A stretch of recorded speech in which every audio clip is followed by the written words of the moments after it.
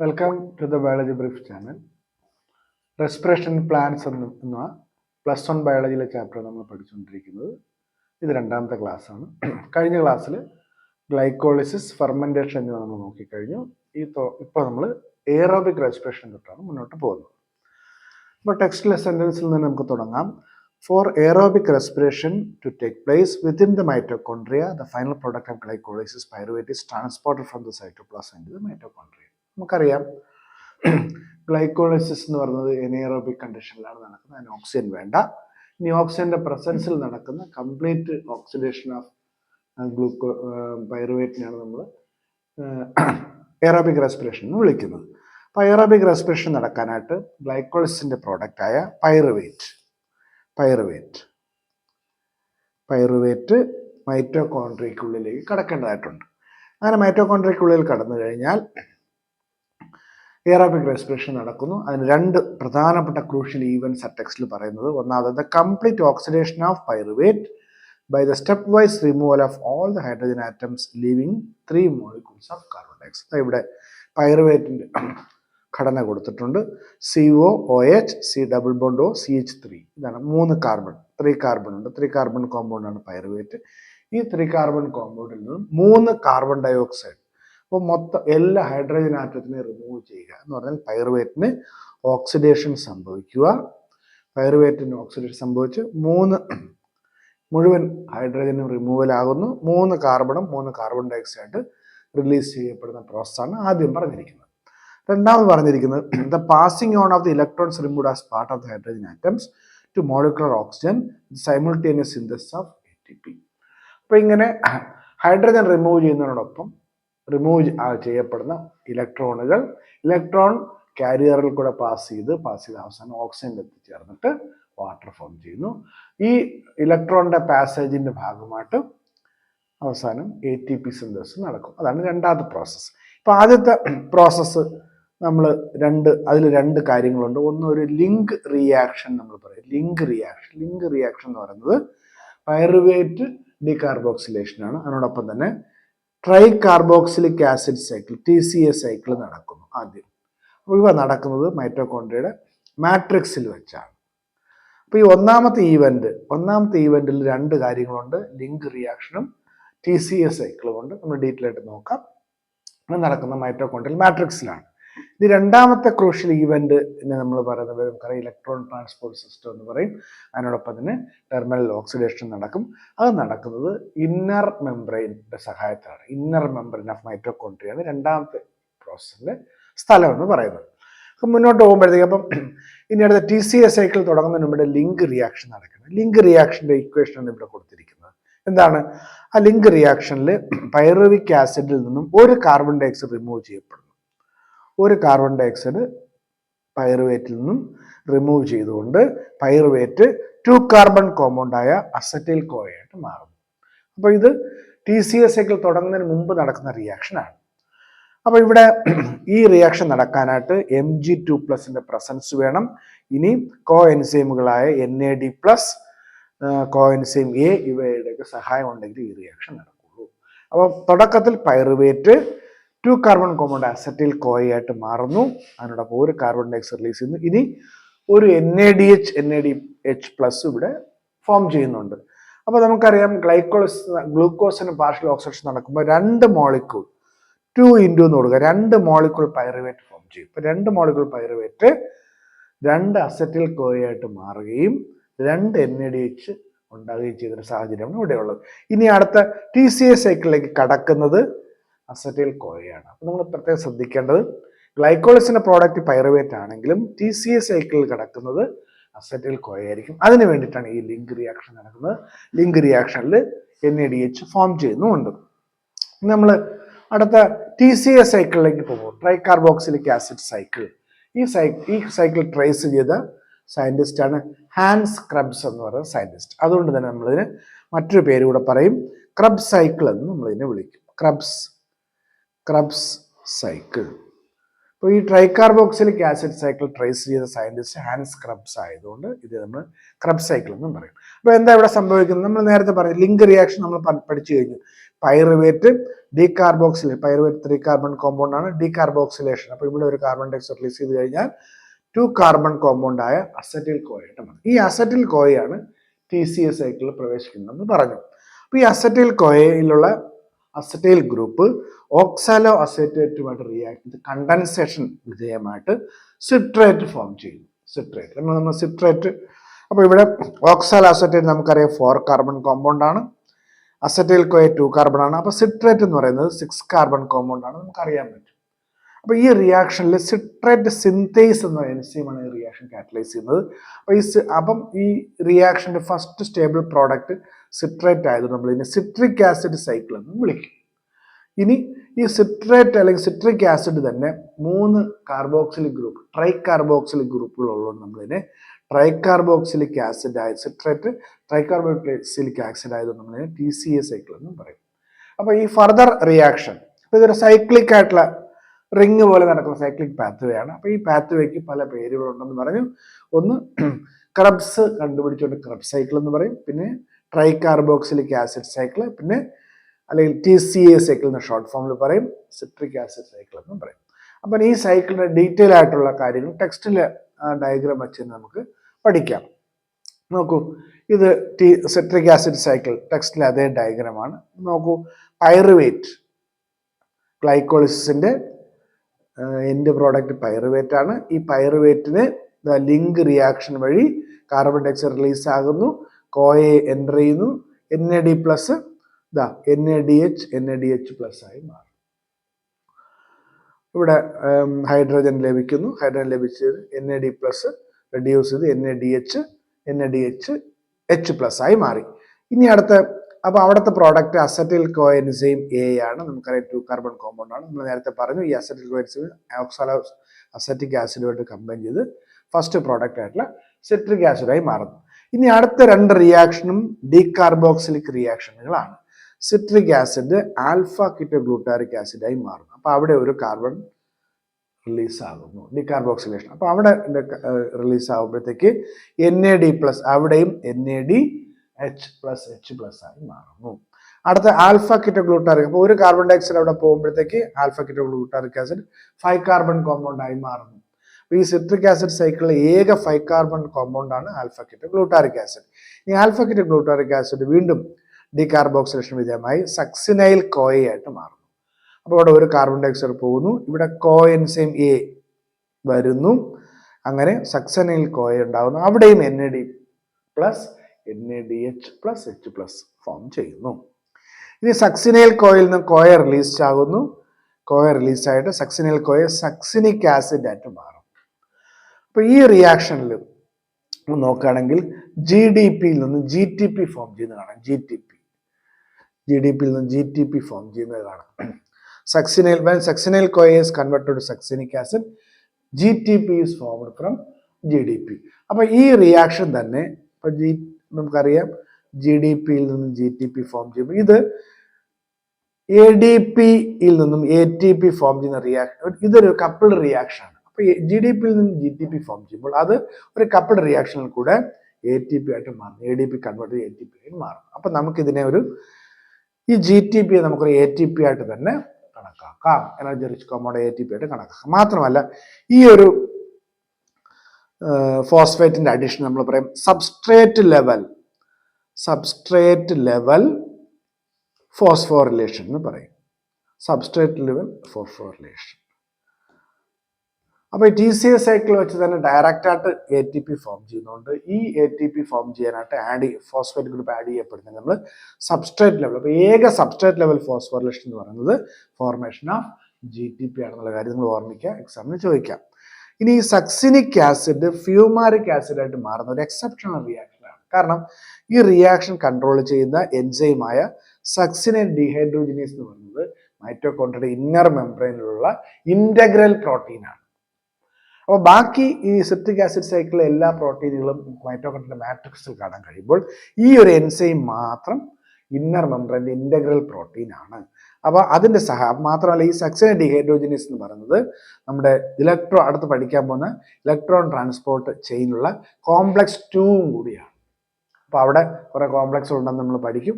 അപ്പോൾ അപ്പോൾ ETSലെ കോംപ്ലക്സ് 2 ആണ് സക്സിനേറ്റ് ഡീഹൈഡ്രോജിനേസ്. അതുപോലെ തന്നെ ഈ ഇന്നർ മെംബ്രെയിനിൽ ചേർന്നിരിക്കുന്ന ഇന്റഗ്രൽ പ്രോട്ടീനുണ്ട്. അപ്പോൾ അതിന്റെ സഹായത്താൽ സക്സിനിക് ആസിഡ് ഫ്യൂമാരിക് ആസിഡ് ആകുമ്പോൾ FAD പ്ലസ് FADH2 ആയി മാറും. അപ്പോൾ അത് മറ്റൊരു റെഡ്യൂസിങ് പവറാണ് FADH2. ഇനി ഫ്യൂമാരിക് ആസിഡ് മാലിക് ആസിഡ് ആയിട്ട് മാറുന്നു. മാലിക് ആസിഡ് വീണ്ടും മാലിക് ആസിഡിൽ നിന്ന് ഓക്സാലോ അസറ്റിക് ആസിഡ് റീജനറേറ്റ് ചെയ്യുമ്പോൾ അവിടെയും NAD പ്ലസ് NADH+ ആയി മാറുന്ന ഒരു സാഹചര്യം അവിടെയും കാണാം.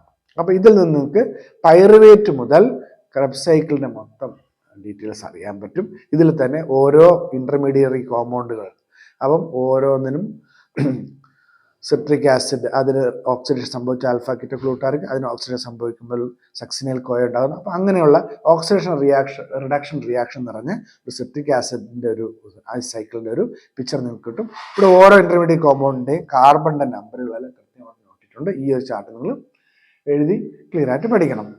അപ്പോൾ നമ്മൾ ഇനി മുന്നോട്ട് പോകുമ്പോഴത്തേക്ക്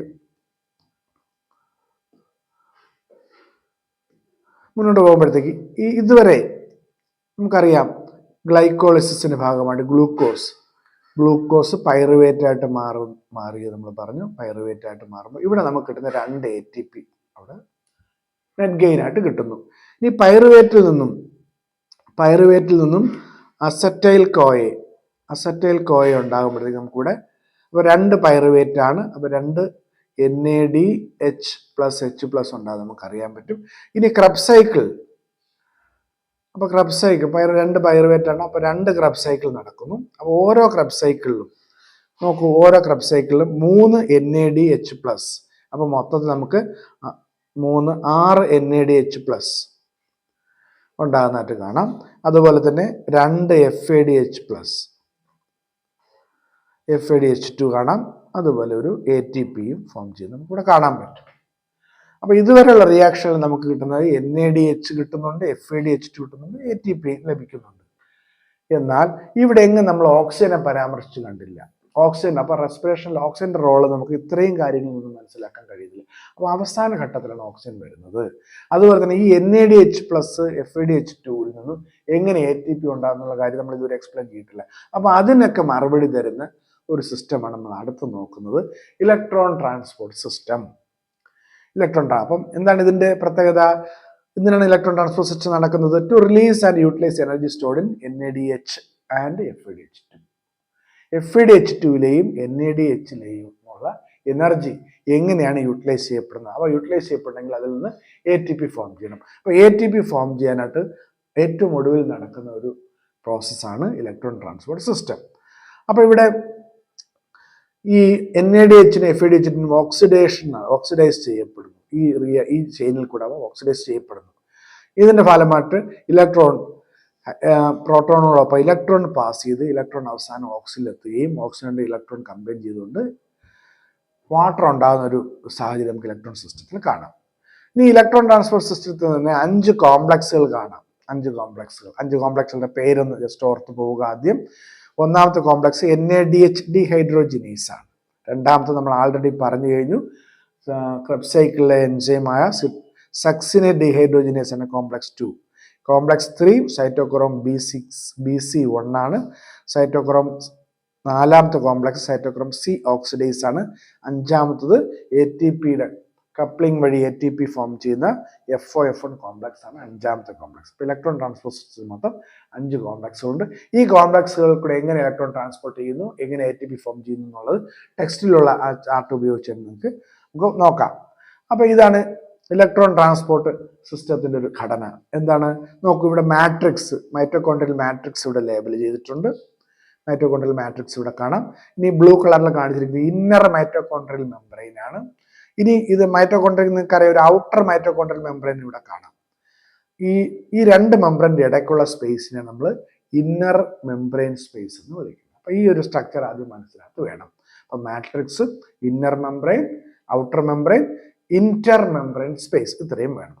അപ്പൊ ഇനി നമുക്കറിയാം ഇലക്ട്രോൺ കാരിയേഴ്സ് എല്ലാം തന്നെ എവിടെയാണ് കാണുന്നത്? ഇന്നർ മൈറ്റോകോൺഡ്രിയൽ മെംബ്രെയിനിലാണ് കാണുന്നത്. അപ്പൊ ഒന്നാമത്തെ കോംപ്ലക്സിലേക്കാണ് NADH+ നിന്നും പ്രോട്ടോണും ഇലക്ട്രോണും പ്രവേശിക്കുന്നത്. അപ്പോൾ NADH+ന് റിഡക്ഷൻ സംഭവിച്ചുകൊണ്ട് NAD+ ആകും. NAD+ ആകുമ്പോഴത്തേക്ക് ഇതാ ഇവിടെ 2 ഇലക്ട്രോണുകൾ FMN FeSൽ കൂടെ പാസ് ചെയ്തുകൊണ്ട് അബികൊയിനോണിലേക്ക് UQ എന്ന് ഉദ്ദേശിക്കുന്ന അബികൊയിനോൺ ആണ്. അബികൊയിനോൺ, ഈ അബികൊയിനോണിന് ഇലക്ട്രോൺ ലഭിക്കുന്നു. ഇലക്ട്രോൺ ലഭിച്ച് അവ അബികൊയിനോളായി മാറുന്നു. അബികൊയിനോൾ. അപ്പം അബികൊയിനോണിന് ഓക്സിഡേഷൻ സംഭവിച്ചുകൊണ്ട് അവ അബികൊയിനോളായി മാറുന്നു. മാത്രമല്ല ഈ ഇലക്ട്രോൺ ഇവിടെ പാസ് ചെയ്യുമ്പോഴത്തേക്ക് പ്രോട്ടോണുകൾ ഇന്റർ മെംബ്രെയിൻ സ്പേസിലേക്ക് ഇഞ്ചക്ട് ചെയ്യുന്നു. അപ്പൊ മാട്രിക്സിലുള്ള പ്രോട്ടോണും NADH പ്രോട്ടോണും ചേർന്ന് ഈ കോംപ്ലക്സ് 1ൽ കൂടെ ഇന്റർ മെംബ്രെയിൻ സ്പേസിലേക്ക് പ്രവേശിക്കുന്നു. ഇനി അതുപോലെ കോംപ്ലക്സ് 2 നോക്കുക. കോംപ്ലക്സ് 2 എന്ന് പറയുന്നത് മറ്റൊന്നുമല്ല, സക്സിനേറ്റ് ഡീഹൈഡ്രോജനേസ് എൻസൈമാണ് കോംപ്ലക്സ് 2 എന്ന് പറയുന്നത്. അപ്പൊ അവിടെ എന്താ സംഭവിക്കുക? സക്സിനിക് ആസിഡ് ഫ്യൂമാറിക് ആസിഡായി മാറുമ്പോഴത്തേക്ക് FADH2 ആയി മാറും. ഈ FADH2 ആയി മാറുമ്പോൾ തന്നെ ഇതിലുള്ള ഇലക്ട്രോണുകളും അബികൊയിനോണിലേക്ക് പോകുന്നു. അപ്പം FADH2ലെ ഇലക്ട്രോണും പ്രോട്ടോണും അബികൊയിനോണിലേക്ക് കടക്കുകയും അബികൊയിനോളായി ഓക്സിഡൈസ് ചെയ്യുകയും ചെയ്യുന്നു. ഇനി ഈ കോംപ്ലക്സ് 1ന്റെയും കോംപ്ലക്സ് 2ന്റെയും പ്രവർത്തന ഫലമായിട്ട് ഓക്സിഡേഷൻ സംഭവിച്ചുണ്ടായ അബികൊയിനോണുകളിൽ നിന്നും ഇലക്ട്രോണും പ്രോട്ടോണും കോംപ്ലക്സ് 3 ആയ സൈറ്റോക്രോം BC1ലേക്ക് പോകുന്ന ഈ ആരോ കാണിച്ചിരിക്കുന്ന നോക്കുക, റെഡ് ലൈൻ കാണിച്ചിരിക്കുന്ന നോക്കുക. അപ്പൊ അങ്ങനെ കോംപ്ലക്സ് 3ലേക്ക്, കോംപ്ലക്സ് 1ൽ നിന്നും കോംപ്ലക്സ് 2ൽ നിന്നും കോംപ്ലക്സ് 3ലേക്ക് ഇലക്ട്രോൺ പാസ് ചെയ്യുന്നു. പ്രോട്ടോണുകളും കോംപ്ലക്സ് 3 വഴി ഇന്റർ മെംബ്രെയിൻ സ്പേസിലേക്ക് പോകുന്നു. നിങ്ങൾക്ക് ഇവിടെ കാണാം. ദാ കോംപ്ലക്സ് 3ൽ നിന്നുമാണ് പ്രോട്ടോൺ ഇന്റർ മെംബ്രെയിൻ സ്പേസിലേക്ക് പോകുന്നത്. ഇനി ഈ കോംപ്ലക്സ് 3ൽ cytochrome B, FeS, cytochrome C1 തുടങ്ങിയ ഇലക്ട്രോൺ കാരിയറിൽ കൂടെ ഇലക്ട്രോണുകൾ പാസ് ചെയ്തുകൊണ്ട് അവസാന ഇലക്ട്രോണുകൾ സൈറ്റോക്രോം Cയിലെത്തുന്നു. ഇവിടെ റൗണ്ട് ആയിട്ട് കാണിച്ചു സൈറ്റോക്രോം C. സൈറ്റോക്രോം C എന്ന് പറയുന്നത് ഒരു മൊബൈൽ ഇലക്ട്രോൺ കാരിയറാണ്. അതിന് സഞ്ചരിക്കാൻ പറ്റും. ഈ സൈറ്റോക്രോം C എന്ന് പറയുന്ന മൊബൈൽ ഇലക്ട്രോൺ കാരിയർ ഈ ഇലക്ട്രോണിനെ കോംപ്ലക്സ് 3ൽ നിന്നും കോംപ്ലക്സ് 4ലേക്ക് എത്തിക്കുന്നു. ആ ഡയഗ്രത്തിൽ കൂടെ നിങ്ങൾക്ക് വ്യക്തമായിട്ട് മനസ്സിലാക്കാം. കോംപ്ലക്സ് 3ൽ നിന്നും കോംപ്ലക്സ് 4ലേക്ക് ഇലക്ട്രോണുകളെ മൊബൈൽ ട്രാൻസ്ഫർ വഴി സൈറ്റോക്രോം C ആണ് കൊണ്ടുവരുന്നത്. ഇപ്പൊ ഇലക്ട്രോണുകൾ എത്തി നിൽക്കുന്നത് കോംപ്ലക്സ് 4ലാണ്. കോംപ്ലക്സ് 4ന്റെ പ്രത്യേക കോംപ്ലക്സ് 4ലാണെങ്കിൽ അതൊരു സൈറ്റോക്രോം A3 കോംപ്ലക്സ് ആണ്. 2 കോപ്പർ റിയാക്ഷൻ സെന്ററുകളും അതിനകത്തുണ്ട്. അതാണ് കോംപ്ലക്സ് 4ന്റെ പ്രത്യേകത. ഈ കോംപ്ലക്സ് 4ൽ നിന്നും കോംപ്ലക്സ് 4ഉമായിട്ടാണ് ഓക്സിജൻ അറ്റാച്ച് ചെയ്തിരിക്കുന്നത്. കോംപ്ലക്സ് 4ൽ നിന്നും ഇലക്ട്രോണുകൾ ഈ ഓക്സിജനിലേക്ക് കടന്നു. അപ്പൊ ഇവിടെ ഓക്സിജൻ ആണ് final electron acceptor. Oxygen role ഏറ്റവും അവസാനത്തേക്ക് ലിമിറ്റ് ചെയ്തിരിക്കുകയാണ്. മാത്രമല്ല ഈ ഓക്സിജൻ ഇലക്ട്രോണിനെയും പ്രോട്ടോണിനെയും അക്സെപ്റ്റ് ചെയ്തുകൊണ്ട് വാട്ടർ ഫോം ചെയ്യുന്നു. ഫൈനൽ പ്രോഡക്റ്റ് ആയിട്ടുള്ള വാട്ടർ ലഭിക്കുന്നത് ഈ റിയാക്ഷനിലാണ്. അപ്പൊ ഇവിടെ ഓക്സിജൻ ഒരു വൈറ്റൽ റോൾ ഉണ്ട് നമ്മുടെ ടെക്സ്റ്റിനകത്ത് തന്നെ പറയുന്നുണ്ട്. കാരണം ഈ ഹൈഡ്രജൻ ഒക്കെ ഡ്രൈവ് ചെയ്യുന്ന, അല്ലെങ്കിൽ ഇലക്ട്രോണിന്റെ പാസേജിനെ ഡ്രൈവ് ചെയ്യുന്ന, അല്ലെങ്കിൽ ഹൈഡ്രജൻ റിമൂവലിനെ ഡ്രൈവ് ചെയ്യുന്നത് ഓക്സിജൻ ആണ്. ആ ഡ്രൈവിംഗ് ഫോഴ്സിന്റെ ഫലമായിട്ടാണ് ഇവിടെ നമുക്ക് ഇലക്ട്രോൺ ട്രാൻസ്പോർട്ട് സിസ്റ്റം നടക്കുന്നത്. അപ്പോൾ ഈ ഇലക്ട്രോൺ ട്രാൻസ്പോർട്ട് സിസ്റ്റത്തിന്റെ ഫലമായിട്ട് എന്താണ് സംഭവിച്ചത്? മാട്രിക്സിലും റെഡ്യൂസിങ് പവറുകളിലുള്ള പ്രോട്ടോണുകളെല്ലാം ഇപ്പം ഇന്റർ മെംബ്രെയിൻ സ്പേസിലേക്ക് എത്തിച്ചേർന്നിരിക്കുകയാണ്. നമ്മൾ നേരത്തെ ഫോട്ടോസിന്തസിസിൽ പഠിച്ച കെമിയോസ്മോസുമായിട്ട് ഇവിടെ കമ്പയർ ചെയ്യാം. അതുപോലെ തന്നെയാണ്, ചെറിയ വ്യത്യാസം മാത്രമേ ഉള്ളൂ. അപ്പോൾ ഇവിടെ മാട്രിക്സിലെയും റെഡ്യൂസിങ് പവറിലെയും പ്രോട്ടോണുകളെല്ലാം ഇപ്പം ഇന്റർ മെംബ്രെയിൻ സ്പേസിലെത്തി. അപ്പോൾ ഇന്റർ മെംബ്രെയിൻ സ്പേസിൽ പ്രോട്ടോണിന്റെ കോൺസെൻട്രേഷൻ കൂടുമ്പോഴത്തേക്ക് ഒരു പ്രോട്ടോൺ ഗ്രേഡിയന്റ് അവിടെ ഫോം ചെയ്തു. പ്രോട്ടോൺ ഗ്രേഡിയന്റ് അവിടെ ഫോം ചെയ്തിരിക്കുകയാണ്. അപ്പോൾ ഈ പ്രോട്ടോൺ ഗ്രേഡിയന്റ് ഇവിടെ ഫോം ചെയ്തതിന് ചെറിയ വ്യത്യാസം, ഫോട്ടോസിന്തസിന് വ്യത്യാസമുണ്ട്. ഫോട്ടോസിന്തസിലാണെങ്കിൽ ലൈറ്റ് എനർജി അബ്സോർബ് ചെയ്തുകൊണ്ട് ആ ലൈറ്റ് എനർജിയുടെ സഹായത്താലാണ് പ്രോട്ടോൺ ഗ്രേഡിയന്റ് ഫോം ചെയ്തതെങ്കിൽ ഇവിടെ ഓക്സിഡേഷൻ റിയാക്ഷൻ വഴിയുള്ള എനർജി ഉപയോഗിച്ചാണ് പ്രോട്ടോൺ ഗ്രേഡിയന്റ് ഉണ്ടായിരിക്കുന്നത്. അതുകൊണ്ട് തന്നെ നമ്മൾ ഇവിടുത്തെ അങ്ങനെ ഫോം ചെയ്തിരിക്കുന്നത്. അങ്ങനെ പ്രോട്ടോൺ ഗ്രേഡിയന്റ് ഫോം ചെയ്ത് കഴിഞ്ഞാൽ ഇനി ഏതാ? കോംപ്ലക്സ് 5. ഇത് കോംപ്ലക്സ് 5 ആണ്. കോംപ്ലക്സ് 5 എന്ന് പറയുന്നത് FOF1 കോംപ്ലക്സ് ആണ്. നമുക്കറിയാം എഫ്, അതിന്റെ ഡീറ്റെയിൽ അടുത്ത കൊടുത്തിട്ടുണ്ട്. കോംപ്ലക്സ് 5ന്റെ ഡീറ്റെയിൽ ഇവിടെ കൊടുത്തിട്ടുണ്ട്. അപ്പൊ ഇവിടെ FO എന്ന് പറയുന്ന ഇന്റഗ്രൽ പ്രോട്ടീൻ ആണ്. F1 എന്ന് പറയുന്നത് പെരിഫറൽ പ്രോട്ടീൻ ആണ്.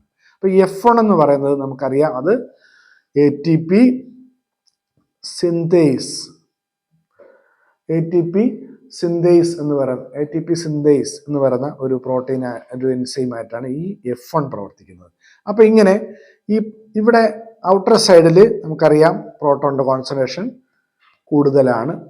ഇവിടെ മാട്രിക്സിൽ പ്രോട്ടോണിന്റെ കോൺസെൻട്രേഷൻ കുറവാണ്. അപ്പോൾ ഒരു പ്രോട്ടോൺ ഗ്രേഡിയന്റ് ഫോം ചെയ്തു. അപ്പോൾ 4H+ ഇങ്ങനെ ഓസ്മോസിന്റെ ഫലമായിട്ട് ഈ FO-F1 കോംപ്ലക്സ് FO-F1 കോംപ്ലക്സിൽ കൂടെ മാട്രിക്സിലേക്ക് തിരിച്ചു കയറുമ്പോഴത്തേക്ക് ADPയും ഇനോർഗാനിക് ഫോസ്ഫേറ്റും ചേർന്നൊരു ATP കപ്ലിംഗ് റിയാക്ഷൻ വഴി ATP ഫോം ചെയ്തു. അപ്പം ഇങ്ങനെ പുറത്തേക്ക് പോയ ഇന്നർ മെംബ്രെയിനിലേക്ക് പോകുന്ന ഈ ഓരോ 4H+ ഈ കോംപ്ലക്സ് 5ൽ കൂടെ അകത്തേക്ക് വരുന്ന സമയത്ത് അതിൻ്റെ പാസേജ് കാണിച്ചിട്ടുണ്ട്. FOയിൽ കൂടെ കടന്നിട്ടാണ് വരിക. അങ്ങനെ FOയിൽ കൂടെ കടന്ന് ഇങ്ങോട്ട് വരുമ്പോഴത്തേക്ക് നിങ്ങൾക്ക് അറിയാം ATP സിന്തേസിന്റെ കോൺഫിഗറേഷൻ ചേഞ്ച് ഉണ്ടാകുന്നു. ആ ചേഞ്ച് കോൺഫിഗറേഷനിൽ ADPയിൽ നിന്നും ATP ഫോം. അപ്പോൾ ഓരോ 4H+ അകത്തോട്ട് കയറുമ്പോഴത്തേക്ക് നമുക്ക് ഓരോ ATP ഫോം ചെയ്യുന്നതായിട്ട് കാണാൻ പറ്റും. അപ്പൊ അങ്ങനെ ഇവിടെ ഈ ATP ഫോം ചെയ്യാൻ അല്ലെങ്കിൽ ഫോസ്ഫേറ്റ് ഗ്രൂപ്പ് ആഡ് ചെയ്യാനായിട്ട് സഹായകമായ എനർജി സോഴ്സ് എന്ന് പറയുന്നത് ഓക്സിഡേഷൻ റിയാക്ഷൻ ആയത് നമ്മൾ ഇതിനെ ഓക്സിഡേറ്റീവ് ഫോസ്ഫോറിലേഷൻ എന്നാണ് വിളിക്കുക. നിങ്ങൾക്ക് ഫോട്ടോസിന്തസിൽ ഫോട്ടോ ഫോസ്ഫോറിലേഷൻ ആണ് സംഭവിച്ചെങ്കിൽ ഇവിടെ നടക്കുന്നത് ഓക്സിഡേറ്റീവ് ഫോസ്ഫോറിലേഷൻ ആണ്. കാരണം ഇവിടുത്തെ ഫോസ്ഫോറിലേഷൻ നടക്കാൻ ആവശ്യമായ ഡ്രൈവിംഗ് ഫോഴ്സ് എന്ന് പറയുന്നത് ഓക്സിഡേഷൻ റിഡക്ഷൻ വഴി ഉണ്ടായ എനർജിയാണ്. അപ്പൊ ഇങ്ങനെ ഏതാണോ ഇവിടുത്തെ റെഡ്യൂസിങ് പവർ അല്ലെങ്കിൽ ഇലക്ട്രോൺ കാരിയറിലേക്ക് ഇലക്ട്രോൺ ട്രാൻസ്ഫർ ചെയ്യുന്ന റെഡ്യൂസിങ് പവറിനനുസരിച്ച് ഉണ്ടാകുന്ന ATPയുടെ എണ്ണത്തിലും വ്യത്യാസമുണ്ട്. ഒരു NADH+ നിന്നാണ് ഇവിടെ ഇലക്ട്രോൺ അക്സെപ്റ്റ് ചെയ്യുന്നതെങ്കിൽ നമുക്ക് 3 ATP ഫോം ചെയ്യുന്നത് കാണാം. അപ്പോൾ NADH നിന്നാണ് ഇലക്ട്രോൺ ട്രാൻസ്ഫർ ചെയ്യുന്നതെങ്കിൽ 3 ATPയും FADH നിന്നാണ് ഇലക്ട്രോൺ പോകുന്നില്ല. അവിടെ കോംപ്ലക്സ് 2 തൊട്ടാണ് ആരംഭിക്കുക.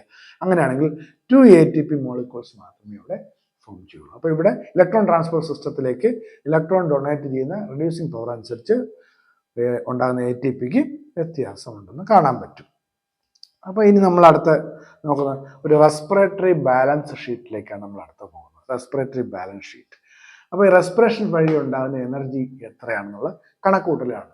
അപ്പോൾ ഇങ്ങനെ കണക്കൂട്ടുന്ന ഒരു തിയററ്റിക്കൽ പ്രോസസ്സാണ് ടെക്സ്റ്റിൽ പറഞ്ഞത്. കാരണം നമ്മളിങ്ങനെ കൃത്യമായിട്ട് ഒരു ഗ്ലൂക്കോസ് മോളിക്യൂളിന് ഓക്സിഡേഷൻ സംഭവിക്കുമ്പോഴത്തേക്ക് കംപ്ലീറ്റ് ഓക്സിഡേഷൻ സംഭവിക്കുമ്പോഴത്തേക്ക് എത്ര ATP ഫോം ചെയ്യുന്നു കണക്കാക്കുന്ന ഒരു തിയററ്റിക്കൽ പ്രോസസ്സാണ്. കാരണം എന്താണ്, അതിന് കുറെ അപ്പം അങ്ങനെ കൃത്യമായിട്ടും ഒരു ഗ്ലൂക്കോസിന്റെ ഓക്സിഡേഷൻ വഴി എത്ര ATP ഉണ്ടെന്ന് അറിയണമെങ്കിൽ ചില കണ്ടീഷൻ സെൽസിനകത്ത് നടക്കേണ്ടതുണ്ട്. 4 കണ്ടീഷൻ ടെക്സ്റ്റിനകത്ത് പറയുന്നുണ്ട്. നോക്കൂ, there is a sequential orderly pathway functioning with one substrate forming the next and with glycolysis TCA cycle ETS pathway following one.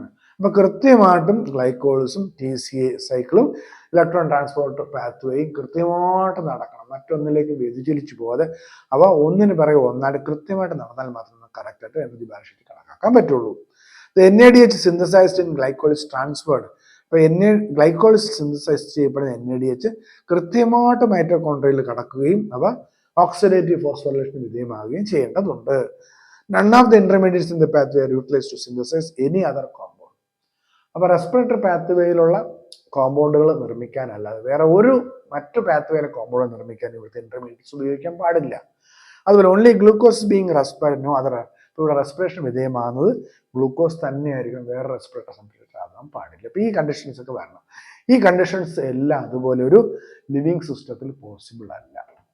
നമുക്കറിയാം സെല്ലിലെ ഇന്റർമീഡിയറി കോമ്പൗണ്ടുകളുടെ കോൺസെൻട്രേഷനും സെല്ലിന്റെ ആവശ്യകത അനുസരിച്ച് പാത്വേക്ക് വ്യത്യാസം വന്നുകൊണ്ടിരിക്കും. അവരെ ഇന്റർമീഡിയറ്റ് കോമ്പൗണ്ടുകൾക്കൊക്കെ വ്യത്യാസം വന്നുകൊണ്ടിരിക്കും. അപ്പൊ ഇങ്ങനെ ഒരു കൃത്യമായി ഈ ഒരു 4 കണ്ടീഷൻ സെല്ലിനകത്ത് പോസിബിൾ അല്ലാത്തതുകൊണ്ട് കറക്റ്റായിട്ട് നമുക്ക് ബാലൻസ് ഷീറ്റ് കണക്കാക്കാൻ പറയാൻ പറ്റില്ല. എന്നാലും ഒരു റെസ്പിറേറ്ററി എഫിഷ്യൻസിയുടെ ഭാഗമായിട്ട് എത്രത്തോളം റെസ്പിറേഷൻ നടക്കുന്നു, റെസ്പിറേഷൻ എഫിഷ്യൻസി കണക്കാനായിട്ട് നമുക്ക് തിയററ്റിക്കലായിട്ട് ഇത് കണക്കാക്കി എടുക്കാൻ പറ്റും. ആ കണക്കൂടി നിങ്ങൾ പരീക്ഷയ്ക്ക് വേണ്ടി പഠിക്കേണ്ടതായിട്ടുണ്ട്. നമുക്കറിയാം ഗ്ലൈക്കോളിസിസ് നടക്കുമ്പോഴത്തേക്ക് 2 NADH ഉണ്ടാകുന്നു, FADH ഉണ്ടാകുന്നില്ല, ATP 2 ATP ഫോം ചെയ്തു. അപ്പൊ ഗ്ലൈക്കോളിസിന്റെ ബാലൻസ് ഷീറ്റ് എന്ന് പറയുന്നത് 2 NADH ആണ്, 2 ATP ആണ് മനസ്സിലാക്കാം. ഇനി ലിങ്ക് റിയാക്ഷൻ നമുക്കറിയാം, ഡീകാർബോക്സിലേഷൻ ഓഫ് പൈറുവേറ്റ് ആണ് ലിങ്ക് റിയാക്ഷൻ ഉദ്ദേശിക്കുന്നത്. പൈറുവേറ്റ് അസറ്റിൽ കോയയായി മാറുന്നു. അപ്പോൾ അവിടെ നമുക്ക് നോക്കുമ്പോൾ 2 NADH മാത്രമേ അവിടെ ഉണ്ടാകുന്നുള്ളൂ. അവിടെ പിന്നെ FADH ഉം ATP ഒന്നും ഇല്ല. ഇനി ക്രബ് സൈക്കിളിലേക്ക് വരുമ്പോഴത്തേക്കാണ് കൂടുതൽ റെഡ്യൂസിങ് പവറുകൾ ഉണ്ടാകുന്നത്. അവിടെ നമുക്കറിയാം 2 ക്രബ് സൈക്കിൾ നടക്കും. 2 ക്രബ് സൈക്കിൾ നടക്കുമ്പോഴത്തേക്ക് 6 NADH ഫോം ചെയ്യുന്നത് കാണാം, 2 FADH2 കാണാം. ഇനി 2 GTP ഉണ്ടായി, അതിൽ നിന്ന് 2 ATP കപ്ലിംഗ് വഴി ഉണ്ടാകുന്നത് കാണാൻ പറ്റും. അപ്പോൾ ക്രബ് സൈക്കിളിൽ 6 NADH, 2 FADH2, 2 ATP. അപ്പോൾ നമ്മൾ മൊത്തത്തിൽ കണക്കെടുക്കുമ്പോഴത്തേക്ക് കാണാം മൊത്തത്തിൽ 10 NADH ഉണ്ടാകുന്നത് കാണാം, 2 FADH2ഉം പിന്നെ 4 ATP ഫോം ചെയ്യുന്നത് കാണാൻ പറ്റും. അപ്പോൾ നമുക്കറിയാം ഒരു NADH ഇലക്ട്രോൺ ട്രാൻസ്പോർട്ട് സിസ്റ്റത്തിൽ പ്രവേശിച്ചു കഴിഞ്ഞാൽ 3 ATP ഫോം ചെയ്യും. അപ്പോൾ 10 NADH2ൽ നിന്ന് നമുക്ക് 30 ATP കിട്ടുന്നതായിട്ട് കാണാൻ പറ്റും. അതുപോലെ ഒരു FADH2 ആണ് ഇലക്ട്രോൺ ഡൊണേറ്റ് ചെയ്യുന്നതെങ്കിൽ നമുക്ക് 2 ATP ഫോം ചെയ്യുന്നതായിട്ട് പറയുന്നത്. അങ്ങനെയാണെങ്കിൽ 2 into 4 ATP ആയിരിക്കും 2 FADH2 നിന്നും ഇലക്ട്രോൺ ട്രാൻസ്പോർട്ട് സിസ്റ്റവും ടെർമിനൽ ഓക്സിഡേഷൻ നടക്കുമ്പോഴത്തേക്കും ലഭിക്കുക. ഇനി 4 ATP ആസ് സച്ച് തന്നെ വരുന്നുണ്ട്. അപ്പം നമ്മളോട് നോക്കുകയാണെങ്കിൽ 30 + 4 + 4 38 ATP ആണ്. അപ്പോൾ എയറോബിക് റെസ്പിറേഷൻ വഴി ഒരു ഗ്ലൂക്കോസ് മോളിക്യൂളിന് കംപ്ലീറ്റ് ഓക്സിഡേഷൻ സംഭവിച്ചു കഴിഞ്ഞാൽ നിങ്ങൾക്ക് കിട്ടുന്ന റിസൾട്ട് എന്ന് പറയുന്നത് 38 ATP ആയിരിക്കും. ഇതാണ് ഒരു ബാലൻസ് ഷീറ്റാണ് നമ്മൾ പറയുന്നത്. ഇനി ടെക്സ്റ്റിനകത്ത് പറയുന്ന മറ്റ് ആസ്പെക്റ്റുകൾ നമ്മൾ നോക്കുകയാണെങ്കിൽ ഇവിടെ നോക്കൂ, ഈ ഒരു ചാർട്ട് ടെക്സ്റ്റിൽ അതേ ചാർട്ടാണ്. ഈ ചാർട്ടിൽ നിങ്ങൾ നോക്കുകയാണെങ്കിൽ നിങ്ങൾക്ക് റെസ്പിറേഷനെ പറ്റി നല്ലൊരു ഔട്ട്ലൈൻ കിട്ടും, ബ്രോഡർ ഔട്ട്ലൈൻ കിട്ടും. കാരണം റെസ്പിറേറ്ററി സബ്സ്ട്രേറ്റ് ആയിട്ട് നമ്മൾ കാർബോഹൈഡ്രേറ്റിന് പുറമെ ഫാറ്റും പ്രോട്ടീനും ഓർഗാനിക് ആസിഡുകൾ ഉപയോഗിക്കും നമ്മൾ പറഞ്ഞു കഴിഞ്ഞു. ഇനി കാർബോഹൈഡ്രേറ്റ് ആണ് ഉപയോഗിക്കുന്നത്. കാർബോഹൈഡ്രേറ്റ് ഡീഗ്രേഡ് ചെയ്തുകൊണ്ട് മോസ്റ്റ് ഫേവറബിൾ സബ്സ്ട്രേറ്റ് ആയ ഗ്ലൂക്കോസ് ഉണ്ടാകുന്നു. ഗ്ലൂക്കോസ് 6 ഫോസ്ഫേറ്റ് ആകുന്നു. ഗ്ലൂക്കോസ് 1,6 ബൈഫോസ്ഫേറ്റ് ആയി ഗ്ലിസറാൾഡിഹൈഡും DHAPയും ഫോം ചെയ്തിട്ട് പൈറുവിക് ആസിഡ് ആകുന്നു. ഇതാണ് നമ്മൾ ഗ്ലൈക്കോളിസിസിൽ പറയുന്നത് പൈറുവിക് ആസിഡ് ആയിട്ട് മാറുന്നു. ഇനി പൈറുവിക് ആസിഡ് മാറിക്കഴിഞ്ഞാൽ പൈറുവിക് ആസിഡ് മൈറ്റോകോൺഡ്രിയയ്ക്കുള്ളിൽ കടക്കുന്നു. മൈറ്റോകോൺഡ്രിയയ്ക്കുള്ളിൽ വെച്ച് മാട്രിക്സിൽ വെച്ച് പൈറുവിക് ആസിഡ് അസറ്റൈൽ കോയ ആകുന്നു. അവിടെ ഒരു കാർബൺ ഡൈഓക്സൈഡ് റിലീസ് ആകുന്ന അസറ്റൈൽ കോയാണ് ക്രബ് സൈക്കിളിലേക്ക് പ്രവേശിക്കുന്നത്. അപ്പോൾ നമ്മളിപ്പോൾ പഠിച്ച ടിപ്പിക്കലായിട്ടുള്ള ഒരു എയറോബിക് റെസ്പിറേഷൻ പാത്വേ നമുക്ക് ഈ നടുക്ക് നമുക്ക് കാണാൻ പറ്റും. ഇനി അടുത്ത ഫാറ്റാണ് റെസ്പിറേറ്ററി സബ്സ്ട്രേറ്റ് എന്ന് വിചാരിക്കുക. ഫാറ്റ് ഡിഗ്രേഡ് ചെയ്ത് ഫാറ്റി ആസിഡും ഗ്ലിസറോളുമായിട്ട് മാറുന്നു. ഗ്ലിസറോൾ ആണ് പാത്വേയിൽ റെസ്പിറേഷൻ വിധേയമാകുന്നത്. ഗ്ലിസറോൾ ഡൈഹൈഡ്രോക്സി അസറ്റോൺ ഫോസ്ഫേറ്റ് ആയിട്ട് മാറുകയും അത് ഗ്ലിസറാൾഡിഹൈഡ് 3 ഫോസ്ഫേറ്റ് ആയിട്ടാണ് ഈ പാത്വേയിലേക്ക് കടക്കുന്നത്. ഇനി ഫാറ്റി ആസിഡ് ആണെങ്കിൽ അവ കൺവെർട്ട് ചെയ്ത് അസറ്റൈൽ കോയായിട്ട് മാറും. അസറ്റൈൽ കോയായിട്ട് മാറിക്കൊണ്ട് അതാണ് ക്രബ് സൈക്കിൾ. അപ്പോൾ ഇതിൽ ഓരോ ഇന്റർമീഡിയറ്റും ഇതിനകത്ത് പ്രവേശിക്കുന്നത് പല കോമ്പൗണ്ടുകളായിട്ടാണ് മനസ്സിലാക്കാം. അപ്പം ഇത് റെസ്പിറേറ്ററി പാത്വേ ഒരു സിംഗിൾ പാത്വേ അല്ല, പല പാത്വേകൾ ചേർന്നിട്ടുള്ള ഒരു ട്രാഫിക്കാണ് നമുക്ക് മനസ്സിലാക്കാം. ഈ പ്രോട്ടീൻ ആണെങ്കിൽ നിങ്ങളൊരു എൻസൈം ഓർമ്മിക്കുക, പ്രോട്ടിയേസ്. ടെക്സ്റ്റിൽ തന്നെ പറയുന്നു പ്രോട്ടിയേസ് എൻസൈമിന്റെ ആക്ഷൻ കൊണ്ട് പ്രോട്ടീൻ ഡീഗ്രേഡ് ചെയ്ത് ആ പ്രോട്ടീനിൽ അടങ്ങിയിരിക്കുന്ന അമിനോ ആസിഡുകളായിട്ട് മാറും. ഈ അമിനോ ആസിഡുകളുടെ ഘടനയനുസരിച്ച് ഈ അമിനോ ആസിഡുകൾ പല ഘട്ടത്തിൽ റെസ്പിറേറ്ററി പാത്വേയിൽ പ്രവേശിക്കുന്നുണ്ട്. ഇനി ചിലപ്പോൾ അമിനോ ആസിഡ് കൺവെർട്ട് ചെയ്ത് പൈറുവിക് ആസിഡ് ആയിട്ട് മാറി പൈറുവിക് ആസിഡ് കൂടെ ആയിരിക്കും കടക്കുക. അല്ലെങ്കിൽ ചിലപ്പോൾ ഈ അമിനോ ആസിഡ് തന്നെ കൺവെർട്ട് ചെയ്ത് അസറ്റൈൽ കോയായിട്ട് മാറിയും. അപ്പം അമിനോ ആസിഡ് പല തരത്തിലാണ് റെസ്പിറേറ്ററി പാത്വേയിൽ എൻ്റർ ചെയ്യുന്നത്. അമിനോ ആസിഡ് നേച്ചർ അനുസരിച്ച് ഡയറക്റ്റ് ആയിട്ട് വരാം, അല്ലെങ്കിൽ അമിനോ ആസിഡ് കൺവെർട്ട് ചെയ്ത് പൈറുവിക് ആസിഡായിട്ട് പ്രവേശിക്കാം, അല്ലെങ്കിൽ അമിനോ ആസിഡ് കൺവെർട്ട് ചെയ്ത് അസറ്റൈൽ കോയായിട്ട് പ്രവേശിക്കും. അപ്പോൾ ഇങ്ങനെ പല തരത്തിൽ. അപ്പം ഇത് ബേസിലുള്ള ചോദ്യം കഴിഞ്ഞ കാലങ്ങൾ ചോദിച്ചിട്ടുണ്ട്. അപ്പോൾ ഓരോ റെസ്പിറേറ്ററി സബ്സ്ട്രേറ്റും ഏത് രൂപത്തിലാണ്, എങ്ങനെയാണ്, ഏത് വഴിക്കാണ് റെസ്പിറേറ്ററി പാത്വേയിൽ പ്രവേശിക്കുന്നത് നിങ്ങൾ നോക്കുക. മാത്രമല്ല ഇതിൽ തന്നെ നിങ്ങൾ നോക്കുകയാണെങ്കിൽ ഇപ്പം നമുക്കറിയാം റെസ്പിറേഷൻ എന്ന് പറയുന്നത് നമ്മൾ കാറ്റബോളിക് പ്രോസസ് ആയിട്ടാണ് പണ്ട് തൊട്ടേ നമ്മൾ പഠിക്കുന്നത്. ചെറിയ ക്ലാസ് തൊട്ടേ നമ്മൾ പറയുന്നത് ഇത് കാറ്റബോളിക് പ്രോസസ്സാണ്, ഡിസ്ട്രക്റ്റീവ് പ്രോസസ്സാണ്. റെസ്പിറേഷൻ ഡിസ്ട്രക്റ്റീവ് പ്രോസസ് എക്സാമ്പിളാണ്, കാറ്റബോളിസത്തിൻ്റെ എക്സാമ്പിളാണ്. ഗ്ലൂക്കോസും ഫാറ്റും പ്രോട്ടീനെ ഡീഗ്രേഡ് ചെയ്തുകൊണ്ട് സിമ്പിളായിട്ട് മാറി എനർജി റിലീസ് ആവുന്ന പ്രോസസ്. ഇപ്പോൾ കാറ്റബോളിക്കിന് എക്സാമ്പിളാണ്. പക്ഷേ ഇവിടെ നിങ്ങൾ നോക്കൂ, ഈ ഫാറ്റി ആസിഡ് അസറ്റൈൽ കോയായിട്ട് മാറി പ്രോസസ്സിൽ ഇനി നമുക്ക് ഫാറ്റ് സിന്തസിസ് ആണ് നടക്കേണ്ടതെങ്കിൽ ഈ അസറ്റൈൽ കോയെ തിരികെ ഫാറ്റി ആസിഡായിട്ട് മാറിയിട്ട് ഫാറ്റ് സിന്തസിസിലേക്ക് പോകും. അതുപോലെ തന്നെ പൈറുവിക് ആസിഡ് കൺവെർട്ട് ചെയ്ത് അമിനോ ആസിഡുകളായി മാറിക്കൊണ്ട് ഈ അമിനോ ആസിഡുകൾ പ്രോട്ടീൻ സിന്തസിസിലേക്ക് ഉപയോഗപ്പെടും. അപ്പോൾ ഈ പാത്ത് വേ നമ്മൾ റിവേഴ്സ് മാനറിൽ നമ്മൾ ആലോചിക്കുകയാണെങ്കിൽ ഇതൊരു സിന്തറ്റിക് പാത്ത് വേ ആണ്, സിന്തസിസിന് ഉപയോഗിക്കുന്ന ഒരു പാത്ത് വേ ആണെന്ന് നമുക്ക് മനസ്സിലാക്കാം. അപ്പം നമ്മൾ വളരെ വ്യക്തമായിട്ട് വളരെ ശ്രദ്ധയോടെ അനലൈസ് ചെയ്ത് കഴിഞ്ഞാൽ ഈ റെസ്പിറേറ്ററി പാത്ത് വേ എന്ന് പറയുന്നത് കാറ്റബോളിക് മാത്രമല്ല, അതൊരു അനബോളിക് റിയാക്ഷന് വേണ്ടി ഉപയോഗപ്പെടുത്തുകയും ചെയ്യപ്പെടുന്നുണ്ട് സെല്ലിനുള്ളിൽ നമുക്ക് മനസ്സിലാക്കാം. അതുകൊണ്ട് തന്നെ നമ്മൾ ഈ റെസ്പിറേറ്ററി പാത്ത് വേ ഒരു ആംഫിബോളിക് പാത്ത് വേ എന്ന് പറയും. അപ്പോൾ ആംഫിബോളിക് പാത്ത് വേ എക്സാമ്പിൾ ചോദിക്കുകയാണെങ്കിൽ നിങ്ങൾക്ക് ഈ റെസ്പിറേറ്ററി പാത്ത് വേ ക്ലിയർ ആയിട്ട് പറയാൻ പറ്റും. നമുക്ക് അവസാനത്തെ ഒരു ടോപ്പിക് കൂടി ഇതിനകത്ത് പറയാനുള്ളത് റെസ്പിറേറ്ററി കോഷ്യന്റ് എന്താണെന്നാണ് ഇവിടെ പറയുന്നത്. റെസ്പിറേറ്ററി കോഷ്യന്റ്, അപ്പോൾ എന്താണ് റെസ്പിറേറ്ററി കോഷ്യന്റ്? നോക്കൂ, RQ is equal to volume of carbon dioxide evolved divided by volume of oxygen consumed. അതായത് റെസ്പിറേറ്ററി എഫിഷ്യൻസി, റെസ്പിറേറ്ററി തോത് നമ്മൾ കണക്കാക്കുന്നത് ഔട്ട്പുട്ട് ഡിവൈഡഡ് ബൈ ഇൻപുട്ട്. നമുക്കറിയാം ഓക്സിജൻ ആണ് ഉള്ളിലേക്ക് എടുക്കുന്നത്, ഇൻപുട്ട് ഓക്സിജൻ ആണ്, ഔട്ട്പുട്ട് കാർബൺ ഡയോക്സൈഡ്. അപ്പോൾ എഫിഷ്യൻസി കണക്കാക്കുന്ന ഔട്ട്പുട്ടും ഇൻപുട്ടും നമ്മൾ റേഷ്യോ എടുക്കുമ്പോൾ എഫിഷ്യൻസി കിട്ടുകയായി. എക്സാമ്പിളായിട്ട് ഇവിടെ കാർബോഹൈഡ്രേറ്റ് ആണ് സബ്സ്ട്രേറ്റ് എന്ന് വിചാരിക്കുക. കാർബോഹൈഡ്രേറ്റ് എന്ന് പറയുമ്പോൾ നമുക്കറിയാം ഗ്ലൂക്കോസ് ആണ് സെല്ലിൻ്റെ മോസ്റ്റ് ഫേവറബിൾ സബ്സ്ട്രേറ്റ്. ഗ്ലൂക്കോസ് ഇവിടെ C6H12O6 ഇവിടെ വരുന്നു. അത് 6O2 ആയിട്ട് റിയാക്ട് ചെയ്തുകൊണ്ടാണ് 6CO2 6H2+ എനർജി ഉണ്ടാകുന്നത്.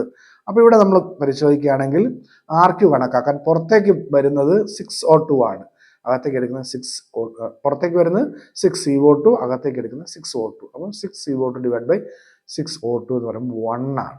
അപ്പോൾ കാർബോഹൈഡ്രേറ്റിന് ഗ്ലൂക്കോസ് ആണ് റെസ്പിറേറ്ററി സബ്സ്ട്രേറ്റ് എങ്കിൽ RQ 1 ആയിരിക്കും. അപ്പോൾ ഈ റെസ്പിറേറ്ററി കോഷ്യന്റ് വെച്ചുകൊണ്ട് നിങ്ങൾക്ക് എന്താണ് റെസ്പിറേറ്ററി സബ്സ്ട്രേറ്റ് എന്ന് കണ്ടുപിടിക്കാൻ പറ്റും. ഇനി അതുപോലെ നമുക്കറിയാം ഫാറ്റി ആസിഡ്, ഫാറ്റ് ഡീഗ്രേഡ് ചെയ്ത് ഫാറ്റും ഗ്ലിസറോളുമായിട്ടും ഫാറ്റി ആസിഡും ഗ്ലിസറോളുമായിട്ട് മാറുന്നു. ഇവിടെ ട്രൈപാൽമിറ്റിൻ എന്ന് പറയുന്ന ഒരു ഫാറ്റി ആസിഡിന്റെ RQ ആണ് ഇവിടെ കണക്കാക്കി വെച്ചിരിക്കുന്നത്. അപ്പോൾ ട്രൈപാൽമിറ്റിൻ ഓക്സിഡേഷന് വിധേയമാകുമ്പോഴത്തേക്ക്, റെസ്പിറേഷന് വിധേയമാകുമ്പോഴത്തേക്ക് ഇവിടെ നോക്കൂ, പുറത്തേക്ക് വരുന്നത് 102 കാർബൺ ഡയോക്സൈഡ് ആണ്. കാർബൺ ഡയോക്സൈഡിന്റെ അളവ് കുറവാണ് പുറത്തേക്ക് വരുന്നത്, കൂടുതൽ ഓക്സിജൻ അവിടെ വേണം, 145 ഓക്സിജൻ വേണം. അപ്പം കാർബൺ ഡയോക്സൈഡും ഓക്സിജൻ നമ്മളെ റേഷ്യോ നമ്മൾ ഇവിടെ പരിശോധിക്കുമ്പോഴത്തേക്ക് നിങ്ങൾക്ക് കാണാൻ പറ്റും ലെസ് ദാൻ 1, 0.7 ആണ് RQ. അപ്പോൾ 0.7 ആണ് RQ എങ്കിൽ നിങ്ങൾക്ക് പറയാം റെസ്പിറേറ്ററി സബ്സ്ട്രേറ്റ് ഒരു ഫാറ്റി ആസിഡ് ആണെന്ന് പറയാം. അതുപോലെ പ്രോട്ടീൻ്റെയും കണക്കാക്കി വെച്ചിട്ടുണ്ട്. പ്രോട്ടീൻ ആണ് റെസ്പിറേറ്ററി സബ്സ്ട്രേറ്റ് എങ്കിൽ RQ ലെസ് ദാൻ 1 ആയിരിക്കും, അത് നിയർലി അപ്രോക്സിമേറ്റ്ലി 0.9 വരും. ഇനി ഓർഗാനിക് ആസിഡ് ആണ് ഇവിടുത്തെ റെസ്പിറേറ്ററി സബ്സ്ട്രേറ്റ് എങ്കിൽ മോർ ദാൻ 1 RQ വരിക. ടെക്സ്റ്റിനകത്ത് പറഞ്ഞ ഒരു സെന്റൻസ് നിങ്ങൾ ഓർത്ത് വെക്കുക, pure proteins or pure fats R never used as respiratory substrate. Respiratory substrate ആയിട്ട് പ്യുവർ പ്രോട്ടീനെയും പ്യുവർ ആയിട്ടുള്ള ഫാറ്റുകളെയും സെല്ല് ഉപയോഗിക്കുന്നില്ല എന്നൊരു ഫാക്ട് കൂടെ അതിനകത്ത് പറയുന്നുണ്ട്, അത് നിങ്ങൾ ഓർമ്മിക്കുക. അപ്പം നിങ്ങൾക്ക് ഈ റെസ്പിറേഷൻ പ്ലാന്റ് എന്നുള്ള കാര്യങ്ങൾ നിങ്ങൾക്ക് വ്യക്തമായി വിചാരിക്കുന്നു. ഇനി കൂടുതൽ ക്വസ്റ്റ്യൻസ് കൂടെ പ്രാക്ടീസ് കൊണ്ട് നിങ്ങളിത് ക്ലിയർ ആക്കി പരീക്ഷയ്ക്ക് വേണ്ടി തയ്യാറെടുക്കുക. Thank you very much for the hearing.